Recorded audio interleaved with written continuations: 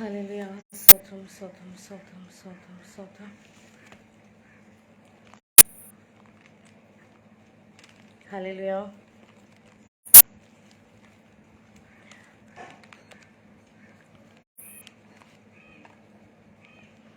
Hallelujah. സ്തോത്രം സ്തോത്രം സ്തോത്രം സ്തോത്രം. ദൈവനാമത്തിന് മാത്രം ഉണ്ടാകട്ടെ. എല്ലാവർക്കും എൻ്റെ സ്നേഹവന്ദനം അറിയിച്ചുകൊള്ളുന്നു. എന്നെ ഇന്ന് ഇങ്ങനൊരു സ്പീച്ച് ചെയ്യാനായിട്ട് വിളിച്ച റോസ് ഫാമിലിക്കും പിന്നെ റോസ്ലി സിസ്റ്ററിനും രഞ്ജിത്ത് ബ്രദറിനും എല്ലാവർക്കും ഞാൻ നന്ദി പറയുന്നു. എന്നെ ഓർത്ത് പ്രാർത്ഥിക്കണം. നമുക്കൊരു വാക്ക് ആദ്യമേ പ്രാർത്ഥിക്കാം. ഹല്ലേലൂയ. സ്തോത്രം സ്തോത്രം സ്തോത്രം സ്തോത്രം സ്തോത്രം. സ്വർഗ്ഗസ്ഥനായ പിതാവേ, ദൈവമേ, തിരുമ്പിലിരിക്കുന്ന നല്ല സമയത്തിനായി സ്തോത്രം ചെയ്യുന്നു. കർത്താവിൻ്റെ കൃപ കൂടെ ഇരിക്കണം. കർത്താവെ, ഇന്ന് വചനം ദൈവമേ ദൈവമേ ഞാൻ പറയുമ്പോൾ കർത്താവെ, നിൻ്റെ നാവ് എന്നിലൂടെ പറയുവാൻ ദൈവം ഇടയാക്കണമേ. ഇത് കേൾക്കുന്നവരാരൊക്കെയാണോ അവിടെ ഹൃദയത്തെ ദൈവമേ അത് പ്രവർത്തിക്കുവാൻ ദൈവം ഇടയാക്കണമേ. നിൻ്റെ പരിശുദ്ധാത്മാവിൻ്റെ അഭിഷേകം അവിടെ ഇറങ്ങുവാൻ ദൈവം ഇടയാക്കണമേ. കർത്താവെ, ദൈവമേ, ഹൃദയത്തിൽ ഒരു പരിവർത്തനമുണ്ടായി ദൈവമേ അതൊരു വലിയൊരു വിളിയായി വരുവാൻ ദൈവം ഇടയാക്കണം. യേശുവിൻ്റെ കൃപ കൂടെ ഇരിക്കണം. പ്രാർത്ഥനയായി സ്തോത്രം ചെയ്യുന്നു. മാനവും മഹത്വവും യഹോവയ്ക്കുള്ളതാണല്ലോ. യേശു ക്രിസ്തുവിൻ്റെ നാമത്തിൽ തന്നെ ആമേൻ ആമേൻ ആമേൻ. ഹല്ലേലൂയ. സ്തോത്രം. എന്നെ സന്തോഷിപ്പിച്ച ഒരു വചനമാണ് ഞാൻ പറയുന്നത്. ഞാൻ ഒത്തിരി പ്രാവശ്യം അപ്പോസ്തല പ്രവൃത്തി വായിച്ചിട്ടുണ്ടെങ്കിലും ഇന്നലെ ഇങ്ങനൊരു മീറ്റിങ്ങിന് പ്രാർത്ഥിക്കണം, എന്ത് വചനം പറയണമെന്ന് ദൈവത്തോട് ചോദിച്ചപ്പോൾ ദൈവം എന്നോട് പറഞ്ഞത് 10 അപ്പോസ്തല പ്രവൃത്തി 10 പറയാനാണ് എന്നോട് പറഞ്ഞത്. ഞാൻ ദൈവത്തോട് പറഞ്ഞ ദൈവമേ, അത് ഞാൻ ഓൾറെഡി വായിച്ചതാണ്, ഇനി എന്തിനാണ് ഞാൻ റിപ്പീറ്റ് അത് വായിക്കുന്നത് എന്ന് ചോദിച്ചപ്പോൾ കർത്താവ് എന്നോട് പറഞ്ഞു, ഇല്ല, നീ അത് വായിക്ക്, നീ ഒന്നും കൂടെ അത് വായിക്ക്, നിന്നോട് എനിക്ക് സംസാരിക്കാനുണ്ട് എന്ന് കർത്താവ് അവിടെ പറയുവാനിടയായി. നമുക്ക് വായിക്കാം. അപ്പോസ്തല പ്രവൃത്തി 10. കൈസരിയയിൽ ഇത്താലിക്ക എന്ന പട്ടാളത്തിൽ കൊർന്നല്യോസ് എന്ന പേരുള്ള ശതാധിപൻ ഉണ്ടായിരുന്നു. അവൻ ഭക്തനും തൻ്റെ സകല ഗ്രഹത്തോടും കൂടെ ദൈവത്തെ ഭയപ്പെടുന്നവനുമായി ജനത്തിന് വളരെ ധർമ്മം കൊടുത്തും എപ്പോഴും ദൈവത്തോട് പ്രാർത്ഥിച്ചും പോന്നു. അവൻ പകൽ ഏകദേശം 9 മണി നേരത്ത് ഒരു ദർശനത്തിൽ ഒരു ദൈവദൂതൻ തൻ്റെ അടുക്കൽ അകത്തു വരുന്നത് സ്പഷ്ടമായി കണ്ടു. കൊർന്നല്യോസേ എന്ന് തന്നോട് പറയുന്നത് കേട്ടു. അവനെ ഉറ്റുനോക്കി ഭയപരവശനായി, എന്താകുന്നു കർത്താവേ എന്ന് ചോദിച്ചു. അവനോട്, നിന്റെ പ്രാർത്ഥനയും ധർമ്മവും ദൈവത്തിന്റെ മുമ്പിൽ എത്തിയിരിക്കുന്നു. ഇപ്പോൾ യോപ്പയിലേക്ക് ആളയച്ച് പത്രോസ് എന്ന് മറുപേരുള്ള ശീമോനെ വരുത്തുക. അവൻ തോൽപ്പണിക്കാരനായ ശീമോൻ എന്നൊരുവനോടുകൂടെ പാർക്കുന്നു. അവന്റെ വീട് കടൽപ്പുറത്താകുന്നു എന്ന് പറഞ്ഞു. ഈ വചനം എന്നെ കൂടുതലും ദൈവം ഇടപെടാനിടയാക്കി. കാര്യം എന്ന് വെച്ചാൽ റോമൻ പട്ടാളത്തിലെ ഇത്താലിക്ക എന്ന പട്ടാള വിഭാഗത്തിലെ ഒരു ശതാധിപനായിരുന്നു, ഒരു ക്യാപ്റ്റനായിരുന്നു കൊർന്നല്യോസ്. തൻ്റെ ജനങ്ങളും തനിക്കറിയാവുന്ന ജനങ്ങളും തൻ്റെ കൂടെയുള്ളവരും മറ്റ് ദൈവത്തെ ആരാധിച്ചപ്പോൾ കൊർന്നല്യോസ് തെരഞ്ഞെടുത്തത്, അവൻ്റെ തെരഞ്ഞെടുപ്പ് അതാണ് ഏറ്റവും വലിയൊരു കാര്യം. അവൻ തെരഞ്ഞെടുത്തത് ജീവനുള്ള ദൈവത്തെയാണ് തെരഞ്ഞെടുത്തത്. ആ ജീവനുള്ള ദൈവം അവനു വേണ്ടി പ്രവർത്തിച്ചു. ജീവനുള്ള ദൈവത്തെ അവൻ തെരഞ്ഞെടുത്തു. അതിനുവേണ്ടി ഒരു സമയം കൊർന്നല്യോസ് മാറ്റിവെച്ചു. ശതാധിപൻ എന്ന് പറയുന്ന, ക്യാപ്റ്റൻ എന്ന് പറയുന്ന ഒരു പട്ടാളത്തിന്റെ ഏറ്റവും വലിയൊരു പ്രവർത്തകൻ എന്ന് പറയുന്നത്, പട്ടാളത്തിന്റെ ഏറ്റവും വലിയൊരു പുള്ളിയാണ് ശതാധിപൻ എന്ന് പറയുന്ന ഏറ്റവും വലിയ ആളാണ്. ആ ശതാധിപന് ഒരു സമയം തൻ്റെ ജോലിയുടെ തിരക്കിലെ, തൻ്റെ ഇതിലെ തിരക്കിന്റെ, തൻ്റെ ഔദ്യോഗിക തിരക്കിൽ നിന്ന് ഒരു സമയം ദൈവത്തിന് വേണ്ടി കൊർന്നല്യോസ് മാറ്റിവെച്ചു. പ്രാർത്ഥനയിൽ ഉറ്റിരുന്നെന്നാ പറയുന്നത്. അവൻ ദൈവത്തെ ഭയപ്പെട്ട പുരുഷൻ എന്നാ പറയുന്നത്. അവൻ യഥാർത്ഥ ദൈവത്തെ ഭയപ്പെട്ട പുരുഷൻ എന്ന് പറഞ്ഞാൽ, അപ്പൊ അങ്ങനെ ജീവിച്ച കൊർന്നല്യോസിനോട് ദൈവം പ്രാർത്ഥിച്ചപ്പോൾ ദൈവം അവിടെ ഇടപെട്ടു. ദൂതനെ അവന് വേണ്ടി അവൻ പ്രാർത്ഥനയിൽ ഇരിക്കെ അവന്റെ വീട്ടിൽ ദൂതനെ വിടുവാൻ ദൈവം ഇടയാക്കി. കൊർന്നല്യോസ് തൻ്റെ ജനങ്ങള് ആരാധിച്ചതിൽ നിന്ന് വിട്ടുമാറി ദൈവത്തെ അറിഞ്ഞപ്പോൾ, ദൈവത്തിൽ അവൻ വിശ്വസിച്ചപ്പോൾ, അവന് ആ ഒരു വിശ്വാസം, ആ ഒരു തെരഞ്ഞെടുപ്പ്, അവന്റെ തീരുമാനം, ആ തീരുമാനം അവനെ മാത്രമല്ല, അവന്റെ കുലത്തെ മാത്രമല്ല, അവന്റെ കൂട്ടുകാരെ മാത്രമല്ല, ആ ദേശത്തിൽ തന്നെ ഒരു വലിയൊരു വിടുതലായി മാറുവാൻ ദൈവം ഇടയാക്കി.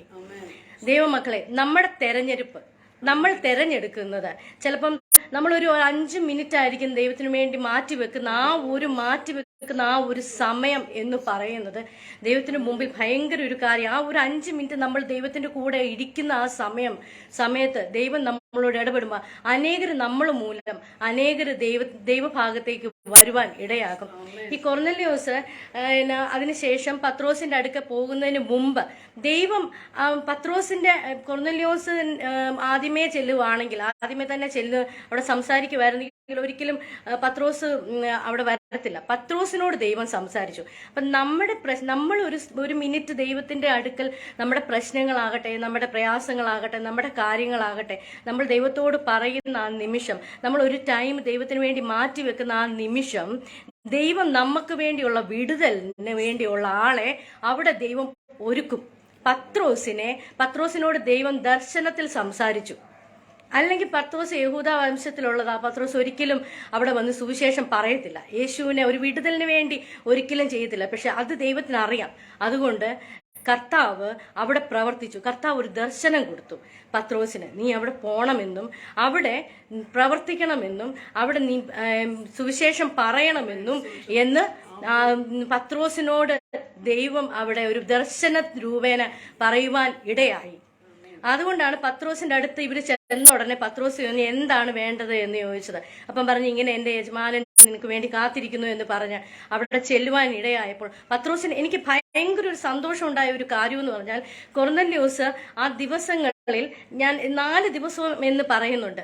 അതായത് പത്രോസിന്റെ അടുക്ക പോയതും തിരിച്ചു വന്നതും കൂടെ കൂട്ടി 4 ദിവസമായി. കൊർന്നല്യോസിന് ദൂതൻ പ്രത്യക്ഷപ്പെട്ടതിന് ശേഷം 4 ദിവസത്തിന് ശേഷമാണ് പത്രോസ് അവിടെ ചെല്ലുന്നത്, ആ കൊർന്നല്യോസിന്റെ വീട്ടിൽ ചെല്ലുന്നത്.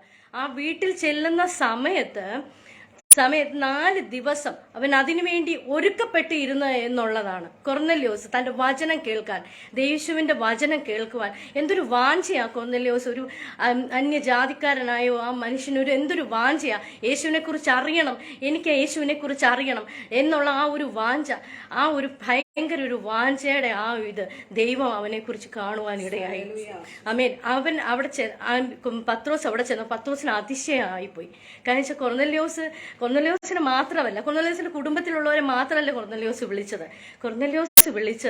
കൊർന്നല്യോസിന്റെ കൂട്ടുകാരെ വിളിച്ചു, ചാർച്ചക്കാരെ വിളിച്ചു, ബന്ധുക്കാരെ വിളിച്ചു, അവിടെ ദേശത്തുള്ളവരെ എല്ലാവരെയും വിളിച്ചു വരുത്തി. കാരണം എന്നാ, ഇങ്ങ് വാ, ഇവിടെ ഇന്നൊരു വിടുതൽ ഉണ്ടാകും എന്ന് പറഞ്ഞു. അവന്റെ ഒരുക്കത്തെ ദൈവം അവിടെ കണ്ടു. പത്രോസ് അവിടെ പ്രസംഗിച്ചപ്പോൾ അവിടെ പരിശുദ്ധാത്മാവ് ഇറങ്ങി വലിയൊരു വിടുതലിന്റെ കാരണമായി. അവൻ മൂലം അനേകർ ദൈവഭാഗത്തേക്ക് വരുവാൻ ദൈവം ഇടയാക്കി. ആമേൻ, സ്തോത്രം. ഇതിൽ നിന്ന് നമുക്ക് എന്ത് മനസ്സിലാക്കാം? നമ്മുടെ ഒരുക്കം, നമ്മുടെ തീരുമാനമാണ് നമ്മുടെ ജീവിതത്തെ മാറ്റിമറിക്കുന്നത്. നമ്മുടെ മാത്രമല്ലായിരിക്കും, ചിലപ്പം നമ്മുടെ ഫാമിലിയുടെ മാത്രമല്ലായിരിക്കും. നമ്മൾ താമസിക്കുന്നത്, നിങ്ങൾ ഇവിടെ ഇപ്പൊ എന്നെ കേൾക്കുന്ന നിങ്ങൾ ഏത് രാജ്യത്താണ്, ഏത് ലോകത്താണ്, എവിടെയാണ്, ലോകത്തിന്റെ ഏത് ഭാഗത്താണെന്ന് എനിക്കറിയത്തില്ല. പക്ഷെ അവിടെ ഇരുന്നുകൊണ്ട് നമ്മളൊരു തീരുമാനം എടുക്കുക. ഞാൻ ദൈവത്തിന് വേണ്ടി ഒരു സമയം, നിങ്ങൾ എത്ര വലിയ ജോലിക്കാരായിക്കൊള്ളട്ടെ, എത്ര വലിയ ആൾക്കാരായിക്കോട്ടെ, ഒരു 2 മിനിറ്റ് ദൈവത്തിന് വേണ്ടി ഞാൻ മാറ്റിവെക്കും. ഞാൻ ദൈവത്തോട് സംസാരിക്കും. അപ്പോൾ ദൈവം കൊർന്നല്യോസിന്റെ അടുത്ത് മാത്രമല്ല ദൈവം ഇറങ്ങി വരുന്നത്, നമ്മുടെ ഇടയ്ക്കും ദൈവം ഇറങ്ങി വരും. ആമേൻ, ഹല്ലേലൂയ. അപ്പം ആ ഒരു നിമിഷം നമ്മൾ മാറ്റിവെക്കുന്ന ആ ഒരു സമയം, ദൈവത്തിന് കൂടെ ഇരിക്കുന്ന ആ സമയം നമ്മുടെ മാത്രമല്ല, നമ്മുടെ ഫാമിലിയുടെ മാത്രമല്ല, നമ്മുടെ ദേശത്തിന് തന്നെ, നമ്മൾ താമസിക്കുന്ന ദേശത്തിന് തന്നെ ഒരു വിടുതലിന് കാരണമാകും, ഒരു മുഖാന്തരമാകും. ഞാൻ കൊർന്നല്യോസിനെ കുറിച്ച് സെർച്ച് നോക്കിയപ്പോൾ എനിക്ക് മനസ്സിലായത് ആദ്യത്തെ വിശ്വാസിയായിരുന്നു, ജാതികളുടെ ആദ്യത്തെ വിശ്വാസി. എന്തൊരു സന്തോഷകരമായ കാര്യമാണ്. അന്ന് കൊർന്നല്യോസിനെ ദൈവം അവന്റെ തെരഞ്ഞെടുത്ത് അവൻ ആ സമയം ദൈവത്തിന് വേണ്ടി മാറ്റി വെച്ചത് കൊണ്ട് ഇന്ന് ജാതികളായ നമ്മൾ യേശുവിനെ അറിയുവാൻ ദൈവം ഇടയാക്കി. ആമേൻ. ദൈവം യേശുവിനെ അറിഞ്ഞ് ദൈവഭാഗത്തേക്ക് വരുവാൻ ദൈവം നമ്മളെ ഇടയാക്കി. ആമേൻ, ഹല്ലേലൂയ. കൊർന്നല്യോസിന്റെ അത് എനിക്ക് ഭയങ്കരമായിട്ട് സന്തോഷം തോന്നി. കർത്താവിന്റെ കൃപയിൽ അവൻ നിൽക്കുവാനിടയായി. എനിക്കൊരു സാക്ഷ്യം, എൻ്റെ ലൈഫിലുണ്ടായ ഒരു സാക്ഷ്യം ഞാൻ പറയാം. ഞാൻ എൻ്റെ ഉപരിപഠന സമയത്ത് ഞാൻ പഠിച്ചുകൊണ്ടിരുന്ന ഇവിടെ ഹോസ്റ്റലിലായിരുന്ന സമയത്ത്. അപ്പം എൻ്റെ കൂടെയുള്ള കുട്ടികൾ പല കാര്യങ്ങളിൽ സംസാരിക്കുകയൊക്കെ ചെയ്യുമ്പോൾ എനിക്കത് സംസാരിക്കാനൊരു താല്പര്യമില്ല. അപ്പം ഞാൻ മാറിയിരിക്കുമായിരുന്നു. അപ്പം എല്ലാവരും നിന്നും ഒരു മാറിയിരുന്നുള്ള ഒരു ഇത്. അപ്പം ഞാൻ ഒത്തിരി മാറിയിരുന്ന്, ഞാനാണെങ്കിൽ ഒത്തിരി സംസാരിക്കുന്ന ഒരു വ്യക്തി. അപ്പം എനിക്ക് കൂടുതൽ സംസാരിക്കാൻ ഒരു അഹള വേണം. അപ്പം ഞാൻ ഓർത്തത് യേശുവിനോട് സംസാരിക്കാമെന്ന് ഓർത്ത്. അപ്പം ഞാൻ എന്നാ ചെയ്യാൻ പറ്റും? ഞങ്ങൾക്കൊരു ടെറസുണ്ട്. ആ ടെറസിൻ്റെ മുകളിൽ പോയിരുന്ന് ഞാൻ ബൈബിളുമായിട്ട് പോയിരുന്നു. ഞാൻ വെറുതെ എൻ്റെ കർത്താവിനോട് ഞാൻ ഓരോ കാര്യങ്ങൾ പറയും. അന്ന് എന്നോട് എനിക്ക് എൻ്റെ ജീവിതത്തിലുണ്ടായ കാര്യങ്ങൾ, അന്ന് കോളേജിലായിരിക്കട്ടെ, എൻ്റെ ലൈഫിലുണ്ടായ കാര്യങ്ങളെല്ലാം ഞാനിങ്ങനെ ദൈവത്തോട് ഇങ്ങനെ സംസാരിച്ചുകൊണ്ട്. അപ്പോൾ പിള്ളേരെല്ലാം പറയേണ്ടത്, നീ സംസാരിക്കുന്നുണ്ട്, നീ തന്നെ ഇരുന്ന് സംസാരിക്കുവാണോ? ഞാൻ പറഞ്ഞേ അല്ല, ഞാൻ തന്നെ ഇരുന്ന് സംസാരിക്കുമല്ല എന്ന് പറഞ്ഞു. കാരണം ഞാൻ ദൈവത്തോടാണ് സംസാരിക്കുന്നത്. ഞാൻ കർത്താവിനോട് സംസാരിച്ചു, കർത്താവ് ഇങ്ങനെ കാര്യങ്ങൾ ഇങ്ങനെയൊക്കെ ഉണ്ടായി, ഇങ്ങനെയൊക്കെ സംഭവങ്ങൾ എന്നൊക്കെ പറഞ്ഞ് ഞാനിങ്ങനെ ഒരു സുഹൃത്തിനോട് സംസാരിക്കുന്ന പോലെ സംസാരിച്ചുകൊണ്ടിരുന്നു. കണ്ടിന്യൂ ഞാനിങ്ങനെ സംസാരിച്ചുകൊണ്ടിരുന്നപ്പോൾ ഒരു ദിവസം ഞാൻ ദൈവത്തിൻ്റെ ശബ്ദം കേൾക്കാനിടയായി. എനിക്ക് ആ സമയത്ത് എനിക്ക് 17 വയസ്സ് കാണത്തുള്ളൂ. ആ സമയത്ത് ദൈവത്തിൻ്റെ ആ ശബ്ദം കേൾക്കുവാനിടയായി, നീ ഇവിടെ ഈ കോളേജ് ഹോസ്റ്റലിൽ നീ ഒരു ഗ്രൂപ്പ് തുടങ്ങണം എന്ന് എന്നോട് പറഞ്ഞു. ഒരു പ്രാർത്ഥനാ ഗ്രൂപ്പ് തുടങ്ങണമെന്ന് പറഞ്ഞപ്പോൾ ഞാൻ ദൈവത്തോട് പറഞ്ഞു, പ്രാർത്ഥനാ ഗ്രൂപ്പ് ആര് വരാനും ദൈവമേ, പ്രാർത്ഥനാ ഗ്രൂപ്പിലൊന്നും ഞാൻ തുടങ്ങിയ ഞാൻ അത്രയ്ക്ക് മിടിക്കുകയോ കാര്യങ്ങളോ ഒന്നും അല്ല. പിന്നെ ഞാൻ തുടങ്ങിയ ആര് ദൈവമേ വരും? പ്രാർത്ഥനാ ഗ്രൂപ്പ് ഞാൻ ഒന്നും തുടങ്ങിയാൽ ശരിയാകത്തില്ല. ഞാൻ എങ്ങനെ ഓർത്തിങ്ങനെ ഇരുന്നു. ഇപ്പം ഞാൻ ഓർത്തി ഇനി എൻ്റെ ഹൃദയത്തിൽ നിന്ന് വെറുതെ വന്നൊരു കാര്യം മാത്രമായിരിക്കും എന്ന് ഞാൻ കരുതി. അപ്പോഴാണ് പെട്ടെന്ന് പിന്നെയും രണ്ടാമത്തെ ദിവസവും ഞാൻ ഇതുപോലെ തന്നെ ഇരുന്ന സമയത്ത് ഒരു ടൈം മാറ്റി വെച്ചിട്ടുണ്ടായിരുന്നു. ഞാനൊരു 6 മണിക്ക്, ഞങ്ങൾ കോളേജൊക്കെ കഴിഞ്ഞിട്ട് വരുന്ന ഒരു 6 മണി തൊട്ട് ഒരു 6:30 ഒക്കെ വരെ ഞാൻ ഇച്ചിരി ടൈം മാറ്റി വെച്ചിട്ടുണ്ടായിരുന്നു. ആ സമയത്താണ് ഞാൻ ഇരുന്ന് സംസാരിക്കുന്നത് ദൈവമായിട്ട്. അപ്പോൾ സംസാരിക്കുന്ന സമയത്ത് എന്നോട് പിന്നെയും പറഞ്ഞു, ഗ്രൂപ്പ് നീ തുടങ്ങുക എന്ന് എന്നോട് പറഞ്ഞു. അപ്പം ഞാൻ എൻ്റെ ഹൃദയത്തിൽ തോന്നുന്ന കാര്യമാണ്, ഇത് വേറെ ഒന്നുമല്ല. പിന്നെ 3-ാമത്തെ ദിവസം എന്നോട് ഇത് പറഞ്ഞപ്പം ഞാൻ അപ്പം പറഞ്ഞു, പിന്നെയും ഞാൻ പറഞ്ഞു, കർത്താവാണോ ഇത് പറയുന്നതെങ്കിൽ ഞാൻ എങ്ങനെയാണ് ഇത് ഗ്രൂപ്പ് തുടങ്ങുന്നത്? ഞാൻ എത്ര മിടിക്കൊന്നുമല്ല, ആരും എൻ്റെ ഗ്രൂപ്പ് ഞാൻ തുടങ്ങിയാൽ എല്ലാവരും എന്നെ കളിയാക്കും എന്ന് ഞാൻ പറഞ്ഞു. എല്ലാവരും എന്നെ കളിയാക്കും. കാരണം താഴെ ഒരു പ്രാർത്ഥന നടക്കുന്നുണ്ട് 6 മണിക്ക്. അപ്പം ഞാൻ ഗ്രൂപ്പ് തുടങ്ങുമ്പം എല്ലാവരും എന്നെ കളിയാക്കും എന്ന് പറഞ്ഞ് ഞാൻ അവിടെ നിന്ന് ഇങ്ങനെ ഇറങ്ങി ഞാൻ വരുന്ന സമയത്ത് ഒരു ജ്ഞാനായ ഒരു കൊച്ചുണ്ട്, എൻ്റെ കൂട്ടുകാരിയും എൻ്റെ കൂടെ പഠിക്കുന്നൊരു കൊച്ച്. അവൾ വന്നിട്ട് എന്നോട് പറഞ്ഞു, ഡെറ്റി, എൻ്റെ ഹൃദയം 3 ദിവസമായി എന്നോട് എൻ്റെ ഹൃദയം പറയുന്നു, ഇവിടെ നിന്നോട് ചേർന്ന് ഒരു ഗ്രൂപ്പ് തുടങ്ങാൻ, ഒരു പ്രാർത്ഥനാ ഗ്രൂപ്പ് തുടങ്ങാൻ എൻ്റെ ഹൃദയം എന്നോട് പറയുന്നു എന്ന് അവൾ എന്നോട് പറഞ്ഞു. എനിക്കെൻ്റെ കരച്ചിൽ തോന്നി. കർത്താവ് എന്നോട് സംസാരിച്ചപ്പോൾ ഞാൻ അത് അയ്യോ അല്ല ദൈവമേ, അത് നീ സംസാരിച്ചതാണോ? എനിക്കൊരു സംശയം തോന്നി.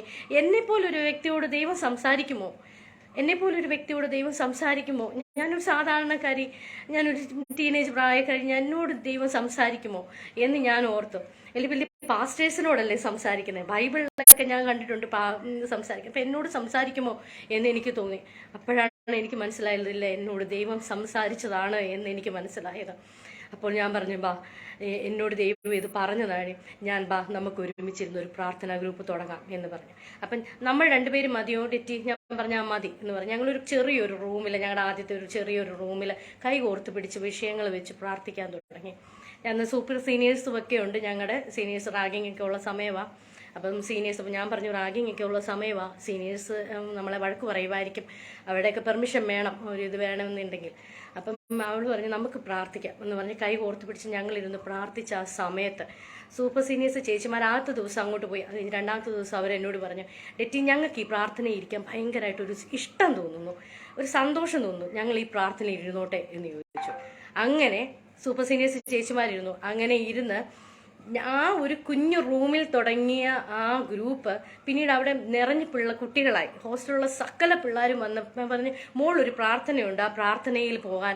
ഈ താഴത്തെ പ്രാർത്ഥന ഇതില്ല, മോളത്തെ പ്രാർത്ഥന ഒരു ഭയങ്കര മനസ്സിന് സന്തോഷം ഉണ്ടാകുന്നു, അതിന് പോകാൻ എല്ലാ പിള്ളേരും പറയുന്നുണ്ടെന്ന് പറഞ്ഞ് താഴത്തെ പിള്ളേരും ഞങ്ങളുടെ അവിടെ മുകളിൽ വന്ന്. അപ്പം എന്നോട് പറഞ്ഞു, ഡെറ്റി, ഇനി ഇവിടെ ഇരിക്കാൻ പറ്റുകയില്ല, നമുക്ക് കുഞ്ഞു സ്ഥലമേ ഉള്ളൂ, ഒത്തിരി പേരുണ്ട്, നമുക്ക് അത് മാറി ടെറസിലോട്ടാക്കാവുന്നത്. അങ്ങനെ ഞാൻ പ്രാർത്ഥനയ്ക്ക് തിരഞ്ഞെടുത്ത അതേ സ്ഥലത്ത്, അതേ ടെറസിൽ ഞങ്ങൾ 10-70 പിള്ളേർ ചേർന്ന് ഒരു ഗ്രൂപ്പ് തുടങ്ങി. ഒരു ഗ്രൂപ്പ് അത് കണ്ടിന്യൂ ചെയ്യാനിടയെ അത് അനേകം ആൾക്കാർ, മറ്റുള്ള എല്ലാ ആൾക്കാരും ഉണ്ടായിരുന്നു. അവരെല്ലാം കൈ കോർത്ത് പിടിഞ്ഞ് യേശുവേ സ്തോത്രം സ്തോത്രം സ്തോത്രം. ആദ്യ കാലങ്ങളിൽ ഞാനും ആ കൊച്ചുമായിരുന്നു പ്രാർത്ഥിച്ചുകൊണ്ടിരുന്നത്. അപ്പൊ അവര് പറഞ്ഞ് ഞങ്ങൾക്കും പ്രാർത്ഥിക്കാൻ ഒരു ആഗ്രഹം, പ്രാർത്ഥിക്കുന്നുണ്ട്, ഞങ്ങൾക്കും പ്രാർത്ഥിക്കണം. എങ്ങനെയാ പ്രാർത്ഥിക്കണമെന്ന് ചോദിച്ചപ്പോൾ ഞാൻ പറഞ്ഞു, നിങ്ങൾ അപ്പനോട് സംസാരിക്കുന്നത് പോലെ തന്നെ നിങ്ങൾ പ്രാർത്ഥിച്ചാൽ മതി. വലിയ വാക്കുകളോ വലിയ വാക്യങ്ങളോ ഒന്നും നിങ്ങൾ പറയണ്ട. സാധാ ഇത് ഞങ്ങൾക്ക് നിന്നെ പോലെ വലിയ വാക്യമൊന്നും പറയാൻ അറിയത്തില്ല. അതൊന്നും പറയണ്ട. സാധാരണ ദൈവത്തോട് നിങ്ങളുടെ അപ്പനോട് നിങ്ങൾ എങ്ങനെ സംസാരിക്കണോ അങ്ങനെ സംസാരിച്ചാൽ മതിയെന്ന് പറഞ്ഞു.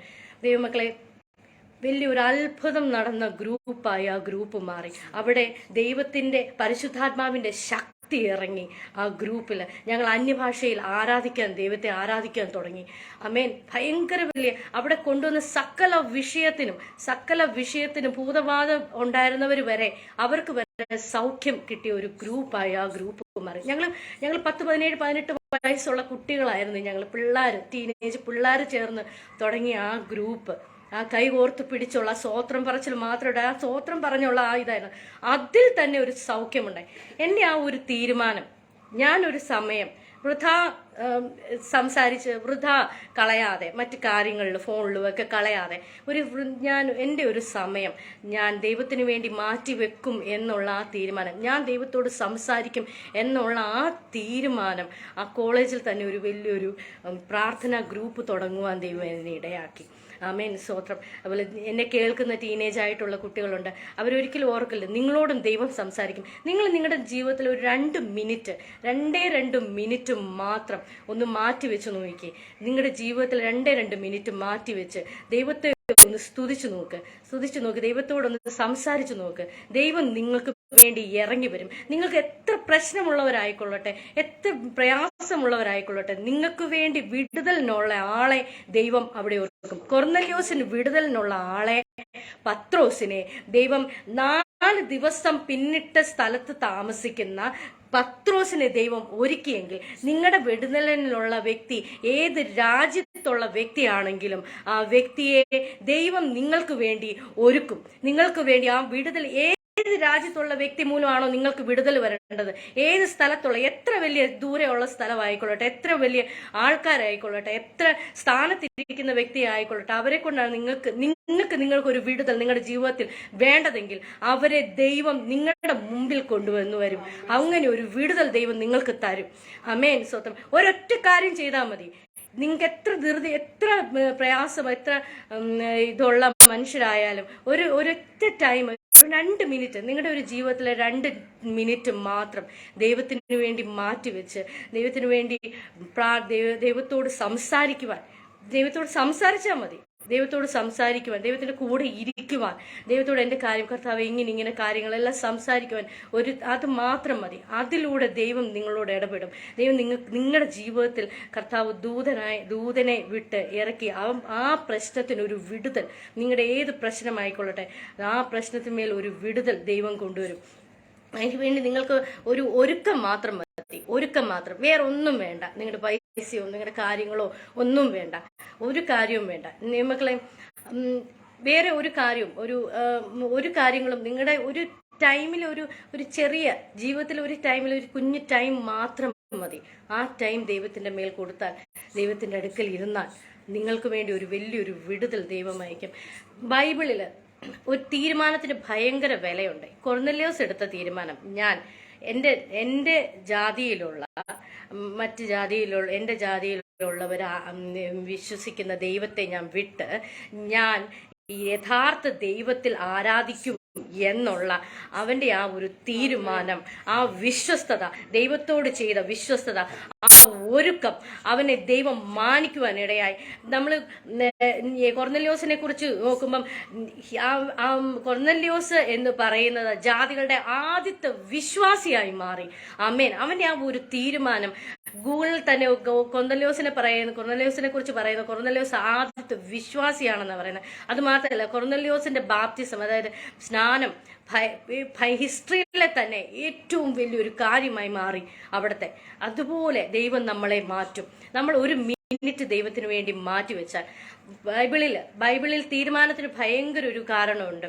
കാര്യം വെച്ചാൽ അബ്രഹാം തീരുമാനിച്ചു, ഞാൻ എൻ്റെ അപ്പന്റെ വിഗ്രഹങ്ങളെ ഞാൻ ആരാധിക്കുകയല്ല, പകരം ഞാൻ എന്നെ വിളിച്ച സത്യ ദൈവത്തെ ആരാധിക്കും. അവൻ എവിടെ പറഞ്ഞോ അവിടെ അവൻ എന്നോട് യഹോവ പറഞ്ഞു, നീ ആ നിന്റെ സകലതും വിട്ടിട്ട്, നിന്റെ അപ്പന്റെ ചാർച്ചക്കാരെ നീ ബന്ധുക്കളും വിട്ടിട്ട്, നീ അവിടെ നിന്ന് സ്വത്തും സകലതും വിട്ടിട്ട് നീ എനിക്ക് വേണ്ടി ഇറങ്ങാൻ പറഞ്ഞ ആ ഒരു നിമിഷം അബ്രഹാം ഒന്നും ചിന്തിക്കാതെ ഇറങ്ങി. ആ ഒരു തീരുമാനം, ദൈവം പറഞ്ഞ ആ ഒരു ഒറ്റ വാക്കിൽ ഇറങ്ങിയ ആ തീരുമാനം, എന്റെ ദൈവത്തെ ഞാൻ ആരാധിക്കും, ആ ദൈവം എന്ത് പറഞ്ഞോ സത്യദൈവത്തെ ഞാൻ ആരാധിക്കും, യഹോവയെ ഞാൻ ആരാധിക്കും, ആ യഹോവ എന്ത് പറഞ്ഞോ അത് ഞാൻ അനുസരിക്കും എന്നുള്ള ആ ഒരു തീരുമാനം അബ്രഹാമിനെ വിശ്വാസികളുടെ പിതാവാക്കി മാറ്റി.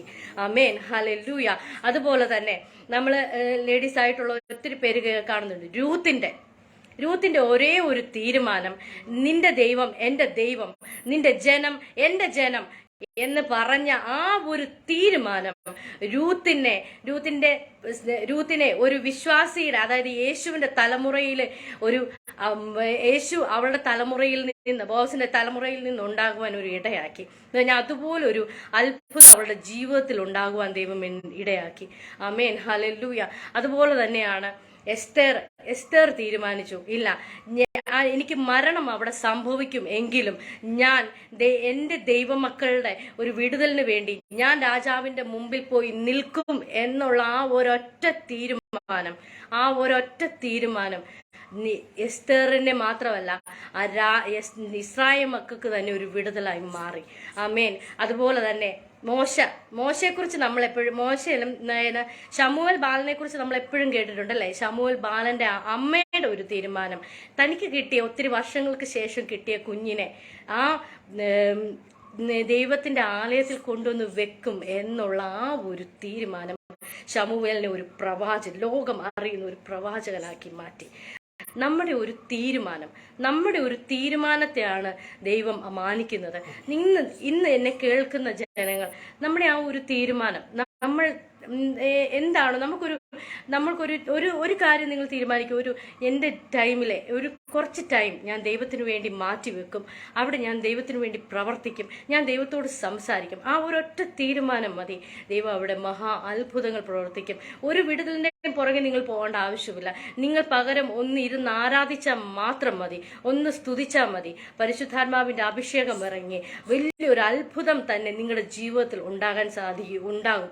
കാര്യം എന്താണെന്ന് വെച്ചാൽ, കൊർന്നല്യോസ് ഇരുന്ന് പ്രാർത്ഥിച്ച ആ നിമിഷം ദൈവം അവന് ദൂതനെ വിട്ട അതേ നിമിഷം തന്നെ പത്രോസിന്റെ അടുക്കൽ ചെന്നിട്ട് പത്രോസിനോട് പറഞ്ഞു, നീ ഇന്ന സ്ഥലത്ത് പോണം എന്ന് പറഞ്ഞു. കണ്ടോ, ദൈവം ഒരുക്കി. നമ്മൾ ഒരുങ്ങിയപ്പോൾ ദൈവവും അവിടെ ഒരാളെ ഒരുക്കി.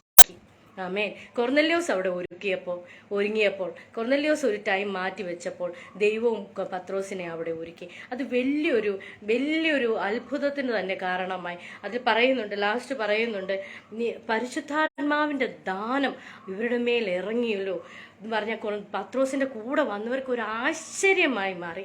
നമ്മളൊരു സമയം, എൻ്റെ ഈ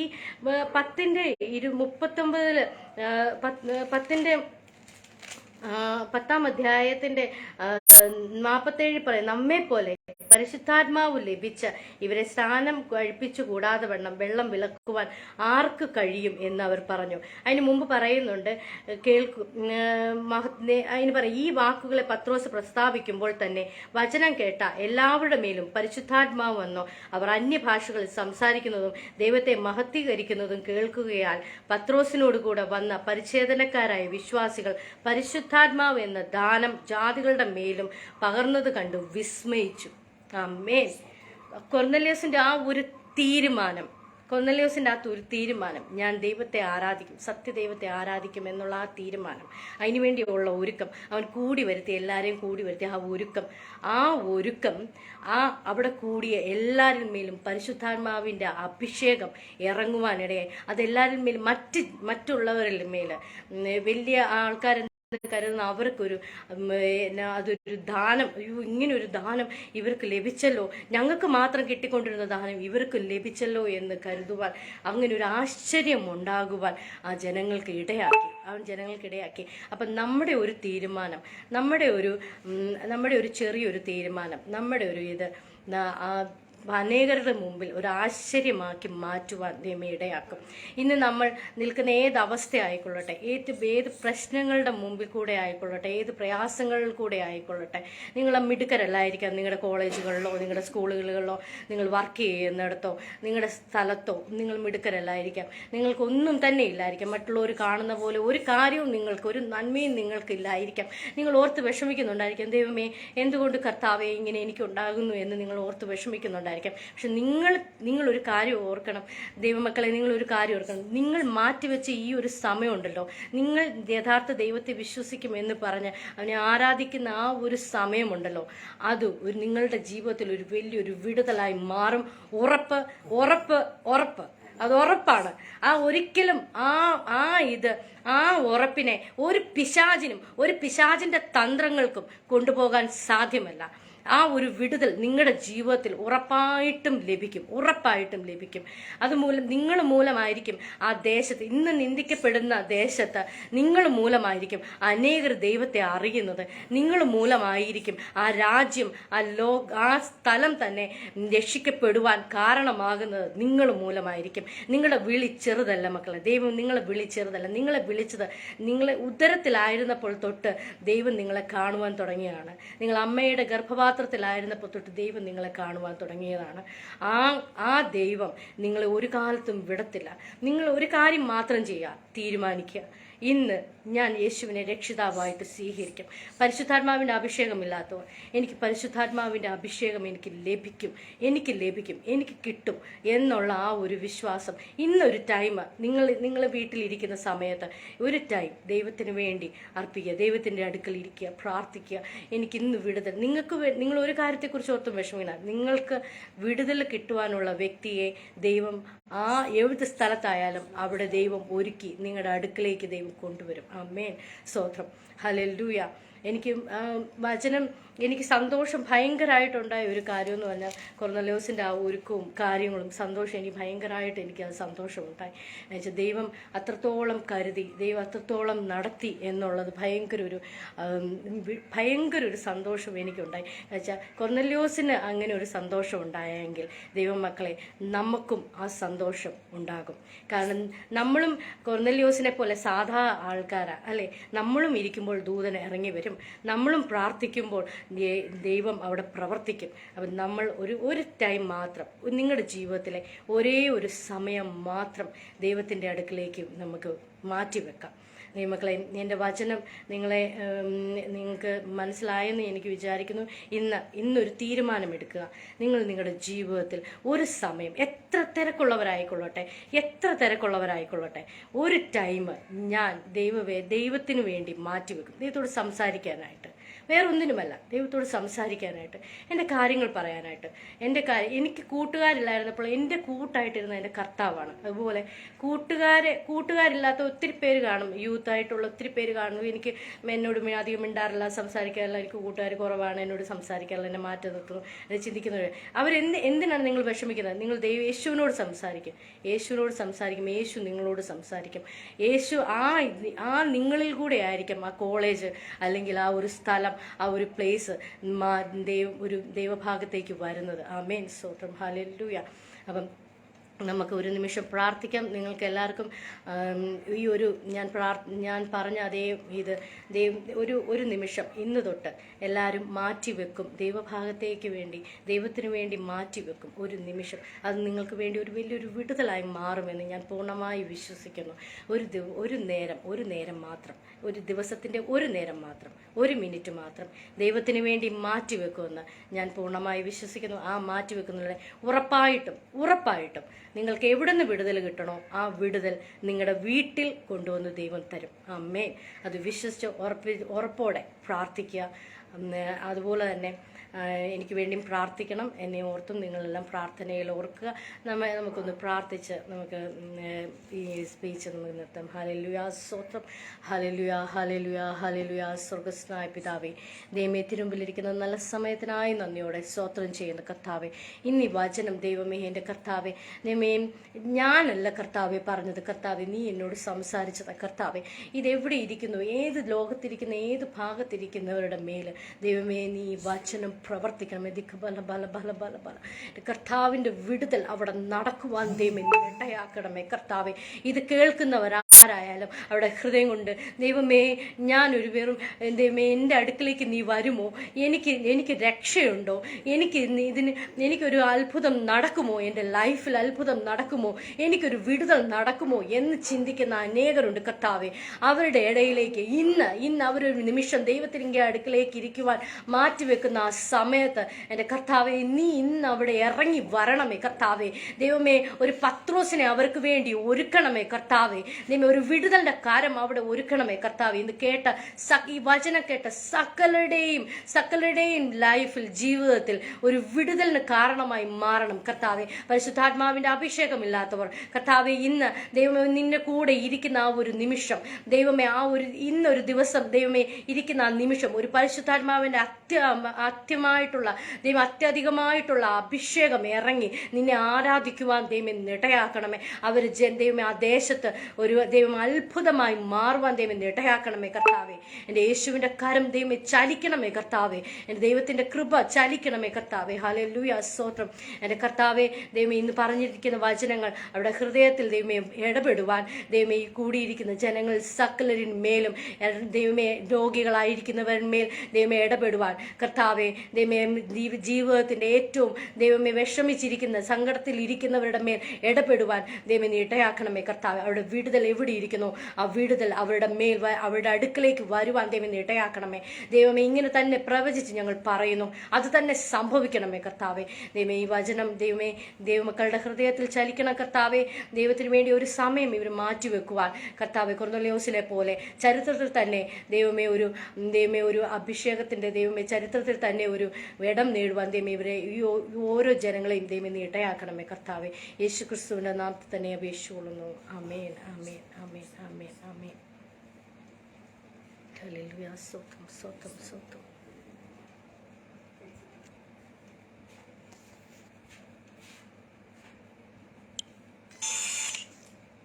എല്ലാ ദിവസവും എക്സിറ്റ് ചെയ്യുന്ന